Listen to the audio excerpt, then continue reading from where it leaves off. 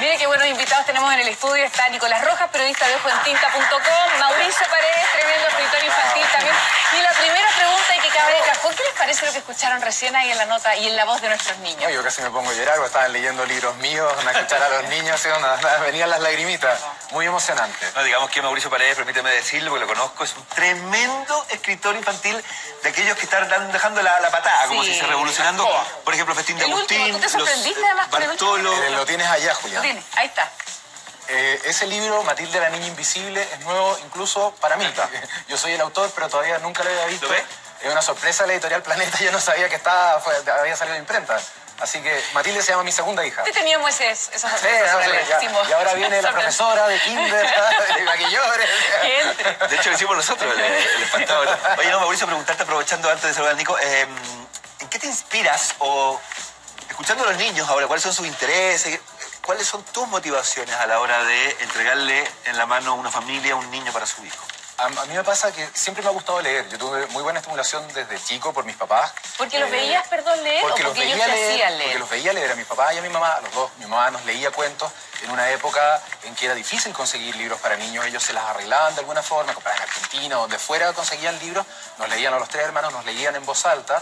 Entonces, claro, había una preocupación súper grande porque tuviéramos un ambiente lector, de tanto verlos como de compartir. Y se comentaba de libros. Yo hasta el día de hoy converso de libros con mi papá. Él lee otros libros más inclinados a la novela gráfica, a la novela histórica, novela gráfica no, a la novela histórica, y yo voy más por el ficción. Entonces, cuando yo escribo, la motivación principal es pasarlo bien yo. Es medio egoísta, no es como, ¿qué es lo que puedo aportar para los niños del mundo? No va tan, sino que es porque a mí me gusta leer libros para niños. Hasta el día de hoy me encanta leer libros para niños.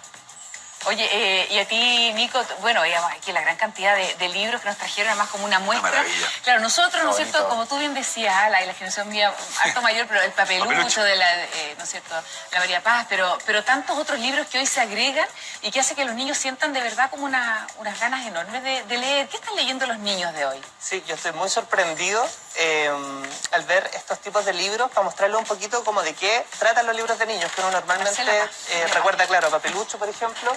Hay libros de muchas cosas, como por ejemplo este que se llama La historia de Erika, que es la historia de una niña, hija de judíos, que durante el holocausto va con los papás en un tren, y los papás van rumbo al holocausto y la mamá lanza al niño fuera del tren, bueno, la niña, y cuenta la historia de cómo la madre hace este gesto noble La lanza para protegerla. Para protegerla. Y es muy bonita la historia sobre cómo recuerda y cómo también visita un hecho histórico, que es bien interesante también poderlo compartir con los niños para poder ir generando diálogos. Está este que se llama Migrantes, que es un librito, o sea, Migrar, que es un texto mexicano, que es una familia que migra a Estados Unidos porque la situación económica en México no está muy buena. Entonces, bueno, se habrá sido un poco complicado de leer, pero miren el formato, qué lindo, cómo se va armando esta historia. Claro, ir contándoles también las cosas del contexto donde viven, la historia, la realidad o alegre. Tal cual es. Tal cual es. El tal cual es, fíjate que Mauricio, a mí me gusta porque en tu literatura tú eres un tipo que cuenta las cosas como tal cual es. Por ejemplo, hay un libro que se llama ¿Cómo domesticar a tus papás? Fuiste al tío a lo que es la mirada desde el otro lado, porque normalmente cuando nosotros éramos niños leíamos los libros, nos contaban qué es lo que está bien, qué se debe hacer, qué no se debe hacer, los cuentos todos terminaban más o menos igual, no estoy mirando menos literatura que existía. Tu mirada es diferente, ponerse en el otro lado. Mucha barra, porque somos amigos. No, lo dejo hacer. Está bien. No, pues eres seco como Mauricio. Surge, de hecho, ¿Cómo domesticar a tus papás? Muchos papás se asustan con el puro título. Dicen, pero ¿cómo es esto que nos van a venir a domesticar? ¿Qué escribió usted? Más encima lo tienen que leer en el colegio. Las reglas del juego. Lectura obligatoria, ¿cierto? Porque es un tema ya que uno lo pone nervioso. Y surgió un poco de esta cantidad de libros que había, tal como nosotros tenemos la misma edad, para que los niños se porten bien, sean obedientes, se cepillen los dientes, todas esas cosas. Y bueno, ¿dónde está el libro para que los niños, porque los papás a veces nos portamos mal, somos gruñones, andamos deprimidos y todo?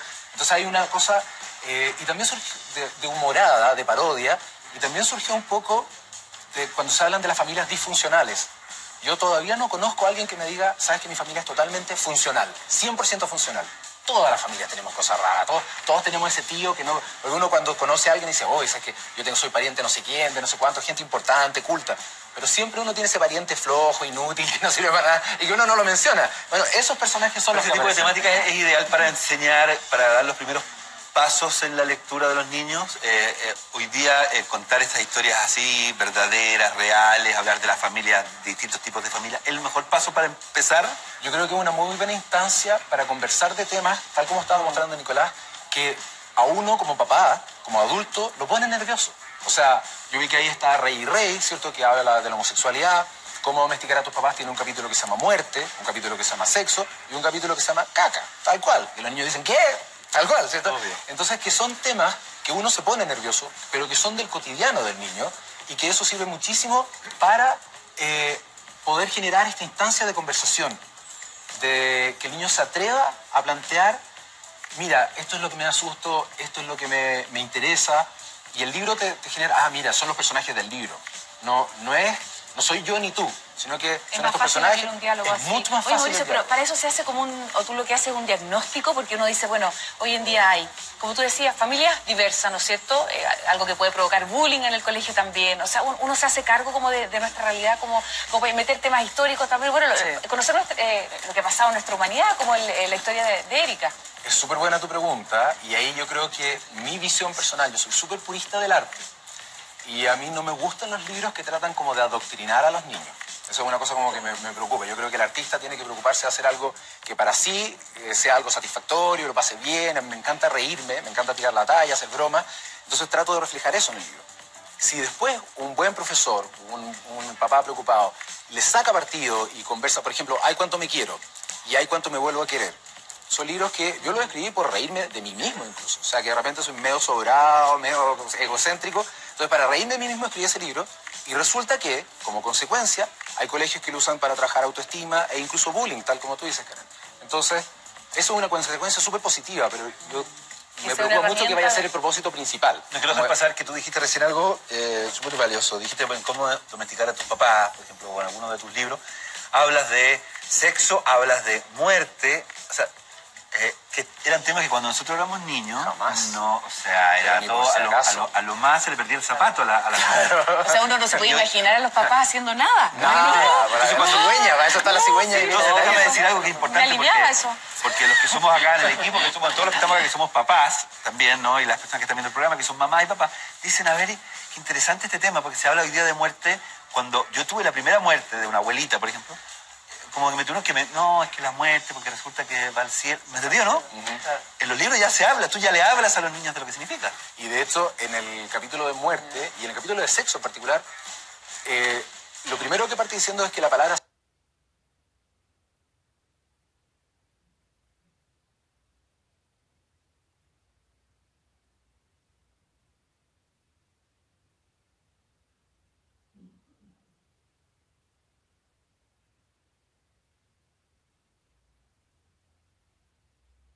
sexo es una palabra que pone muy nervioso a los adultos. Si tú andas diciendo la palabra sexo, los papás ya se van a poner cara de fantasma.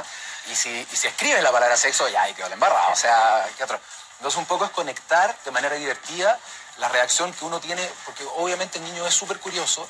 Y yo prefiero, como papá, tener una instancia de conversar con mis hijos directamente en los temas que sean delicados y no que se entere por otras partes. Entonces, oye, ¿y qué pasa con los niños que de repente llegan a lo mejor a una librería, una biblioteca, ¿no es cierto? Se encuentran con uno de estos libros. La idea es que ellos los tomen y se los lleven, te pregunta a ti, Nico. La idea es que los papás se los compren. La idea es que el profesor lo dé, como, me carga también el tema de la lectura obligatoria, pero que el profe diga, oye, acá hay un libro que encontré, que leyó a lo mejor mi hija, o que me encontré con algo que es súper atractivo, interesante, creo que lo lean y después lo comentamos acá en la clase. ¿Cuál es la idea? Sí, yo creo que la idea es cambiar la relación que tenemos con el libro y con la biblioteca. Porque yo cuando chico la biblioteca era como un lugar donde, como quédate callado, que la biblioteca es un lugar para estudiar. Esa la bibliotecaria ahí con sus lentes, claro, y las cositas. Y decían, silencio, claro, estamos en la biblioteca. Se te caía el libro era bien terrible. Sí, Isabel Loja, que es una gran ilustradora, ¿la conocen? Julián Sonrido. Isabel Loja es una gran ilustradora chilena. Nos contaba que ella tenía una profe en el colegio que decía que el premio, cuando se portaban bien, era mandarlo a la biblioteca, siendo que es totalmente lo inverso a lo que pasa en los colegios, que como castigado a la biblioteca te vas con tu libro. Eso yo creo que es un cambio de paradigma súper interesante, como que la biblioteca es un lugar agradable para estar. Y sobre tu pregunta, Karen, yo creo que mientras son más chiquititos debiera ser un proceso acompañado por los papás, para uno, para hacer el hábito, dos, para poder dialogar sobre estos temas, como por ejemplo Rey cuenta la historia de un príncipe, que la reina está muy vieja y le dice, hijo, necesita una princesa para mantener el trono. Y no le gusta ninguna princesa hasta que se le presenta una princesa y Rey se enamora del hermano de la princesa. Entonces una historia que nos habla también sobre los tiempos en que vivimos, sobre la diversidad. Y son textos bien interesantes como este que se presentó esta semana, que se llama Cielo, Mar y Tierra, que es de Gabriela Mistral, que es prosa y poesía, una selección para niños que permite acercar a nuestro premio Nobel a las nuevas generaciones. A los más que está en la Biblioteca Nacional, se vende este libro. Oye, no, perdón. No, dale. No, Sí, tú, Está bien. Perdón, bueno, oye, yo le pregunto porque Mauricio también utiliza mucho de dibujo, ilustraciones y trabaja en equipo fantástico. La pyme familiar. En familia. Pero a propósito de las ilustraciones, los cómics también son una ventana de ingreso muchas veces, ¿no? De mucho interés para la literatura. Vamos a ver esto a propósito de cómics de uno de los más grandes dibujantes, Gabriel Rodríguez, ganador de premios, fantástico, y comentamos este tema. Cuando uno se refiere a libros para aprender a leer, no solamente son libros con texto, sino también son libros ilustrados. Y dentro de los libros ilustrados, obviamente, el uso de revistas como cómics o tan sencillas como Condorito ayudan a incentivar efectivamente la lectura y pueden ser usados como herramientas de lectura.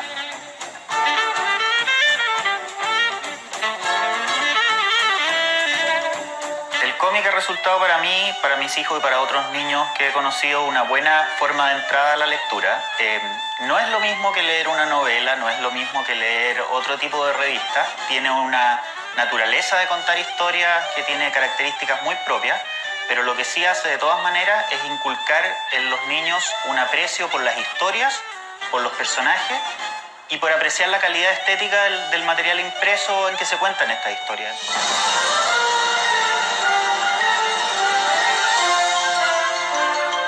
Cuando uno crea personajes y historias de cómics, lo que busca es que tanto sus personajes como la historia que uno está contando se sientan reales para el lector. De alguna forma, lo importante es ser capaces de capturar un personaje que se sienta real y que se desenvuelva en un mundo que se sienta real.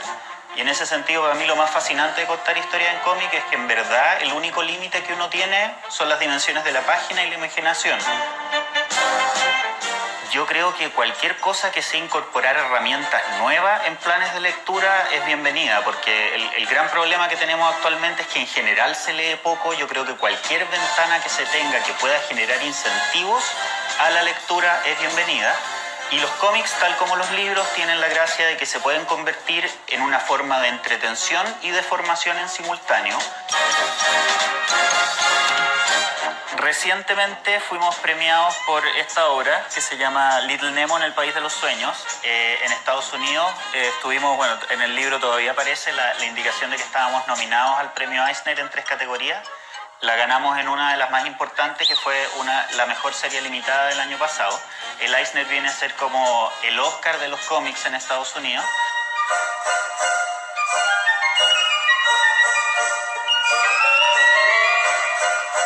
Yo invito a los padres a que encanten a sus hijos y a los niños que les rodean con la lectura a través del cómic o a través de cualquier otro ejercicio de lectura que haya, por distintos motivos, pero uno de los más importantes es que la oportunidad de compartir un pequeño momento de intimidad leyendo en conjunto cuando son pequeños genera un impacto súper fuerte en los niños respecto de convertir la lectura en una experiencia grata, en una experiencia formativa y edificante y además entretenida. Oye, acá tenemos a Little Nemo, a propósito, ¿cierto?, lo que veíamos ahí en la nota. En septiembre recién va a ser publicado en Chile por Amphibia Edición. El autor, como bien veíamos, es el Premio Internacional Símil al Oscar de los cómics y es chileno Gabriel Rodríguez, y que queríamos destacarlo también a propósito de lo que veíamos recién. Oye, muéstrame aquí un segundito, mira, muéstrame acá porque acá está la ficha de ahí está Gabriel Rodríguez. Un aplauso, por favor, para Gabriel, porque sí, nosotros pocas veces se habla así como Mauricio, destacar estos tremendos artistas. Y él dibujó Spider-Man. A él le encantaba Spider-Man y lo invitaron a dibujar a Spider-Man. Y dibujaba también las cartas Mito y Leyendas, que fueron muy famosas, que eran de Salo. Mito y Leyendas. Buenísimo. Nos agarramos a combos. Oye, algunas de las niñitas que están ahí, profe, si pueden venir, porfa, que llegó un curso, nos vienen a visitar siempre ahí como en los últimos 45 minutos del programa. No todo, algunas. Ay, sí, chiquitita. Aquí, ahí para ver qué libro toman, por ejemplo, todas con su celular. Esto es lindo, hoy día la tecnología de los niños, como andan con sus en la mano. Pero ¿les llama la atención? Sí, pues le llama la atención los libros. ¿Cuál les gustaría tomar ahí para ver? Como un focus group así. Sí, un focus. Que elija el mío, que elija el mío. Qué bonito. Mira, ese. Gabriela Mistral. Acá arriba también pueden elegir. Mira, esa tincuda, la comadrejita Qué bueno, trompuda. perdona, Mira lo qué que se está haciendo en muchos colegios es que llevan a los niños a las bibliotecas y les dicen, elijan un libro. No les imponen un libro como lo hacían antiguamente con nosotros. Bueno, lo que tú estás diciendo es algo súper importante que se está dando de dar la oportunidad. Ya, antes se hacía la prueba de recuperación de la información, que era cómo se llamaba la tía abuela de Aureliano Buendía y etcétera, etcétera. Entonces, eso es un poco delicado porque se ejercita la memoria y nada más. Yo creo que es más importante conversar acerca de los libros. Amaranta Úrsula. Yo creo que hacerlo... Amaranta Úrsula, muy bien. Siete. Yo creo que lo más importante en esto es como crear a partir de los libros. Por ejemplo, que un niño a partir del libro que se leyó pueda crear un relato, por ejemplo, ambientado en la época, o tomar algún personaje y crear. Porque también es súper bueno que el colegio estimule la creatividad, no solamente la memorización. La fantasía, todo eso te quería preguntar por... perdón, el otro día lo conversábamos. ¿Me de cantar? No. Preguntarte por el cuentacuentos, el papá y la mamá que se convierten en cuentacuentos. Una vez lo hablamos, Mauricio, Sí. pero ¿cuán importante es leer o contar un cuento que lo vas inventando, imaginarlo y enseñarle eso? Hay dos cosas, Julián. Bueno, uno, la lectura en voz alta es fundamental. De hecho, hay un proyecto que se llama Yo Te Leo, que el placer de hoy leer con un concurso a nivel nacional. La presidenta incluso leyó El vaso de leche, ¿cierto?, de Manuel Rojas. Esto es súper importante del valor de la lectura en voz alta. Yo te leo.cl, por si quieren saber más de eso. Es un proyecto súper lindo. Entonces, la importancia de la lectura como mediadores. Tal como decía Nicolás, es muy importante. Siempre hay un adulto mediador. En tu vida lectora, ¿cierto? Cuando a ti te pasó, ¿hubo algún adulto, un profesor, tus papás que te acercaron? Un bibliotecario o un tío o un abuelo que te contaba cuentos. Nunca, eso queda en el corazón. Y ese es el punto, que la literatura no entra por la fuerza, sino que entra por el afecto. Porque tú te contagias, se contagia de, ¡oh, qué increíble! Está embalado y todo. Quiero dar un ejemplo. Supongamos, Karen, ¿a ti te gusta bailar? Me encanta bailar. Entonces vas con tus amigas a bailar. Vas a una discoteca, salen así y a las, no sé, 4 o 5 de la mañana van saliendo al espejo y te encuentras con tu profesora. A las brujas. Bueno, muy bien. Ah, no. Está ahí joven. Claro, podemos... ¿Ya? Pero a la salida, supongamos que te encuentras con tu profesora de gimnasia y que te dice, a ver, señorita, ven a bailar. Yo la estuve mirando y estuvo muy bien, bailó 25 canciones, así que resistencia, un 7. Pero la coordinación, mira ahí los reggaetones, el perreo. El perreo más o menos. Más o menos nomás, ¿cierto? Tipín 4. Ya, su nota final, 4,5. ¿Cuántas veces te darían ganas a ti de volver a ir a bailar si cada vez me van a evaluar? Te evaluaran a la salida? No, pierde la gracia, obvio, ¿te fijas? sí. Entonces el sentido es que la evaluación, digamos, más o menos que como castigo, no tiene que ser un acercamiento a través del placer. A Gina Macari, mi profesora de castellano en esa época, hoy en día lenguaje, le mando un beso grande, porque ella me acercó a los libros. ¿Verdad? Te vino a saludar, Karen. Te vino a saludar. ¿Ah? Te viene ahora la profesora. El Nico es genial, ¿eh? Y Mauricio Paredes, mi profesor del... Sí, qué bonito. Mauricio te parece un personaje de serie gringa, ¿no? Sí, como Larry de... Hermoso, encachado. Sí, no, que no, tremendo. Es genial, este es tremendo. Mira, ya están leyendo nuestros niños acá abajo, ¿eh? Ya están leyendo, sí, botaron el celular. Un buen síntoma, botaron el celular. Oye, déjame contar esto, pues, Karen, porque puedes recibir consejos. Invitado, ¿ah? Ahí. Vamos, ¿puedo mostrar brevemente? Condorito, una gran forma, no sé si lo conocen, de Pepo, y este libro que es maravilloso, Niños de María José Ferrada, muy premiado este libro, que son los niños que desaparecieron durante la dictadura, y ella les da una voz. Muy comentado. Muy bonito. ¿Libro recomendado, Mauricio? Bueno, yo soy fanático de Papelucho, pero quería recomendar The Wolf Elbruch, El pato y la muerte. Muy bonito. Pero también para hablar así de temas delicados. Y Wolf Elbruch también tiene otro libro precioso que se llama, tiene un nombre cortito, El topo que quería saber quién había hecho aquello en su cabeza. Que es un topo que se despierta una mañana y alguien le hace caca en la cabeza. Oye, vamos a tener que seguir conversando. Colorín colorado. Se acabó.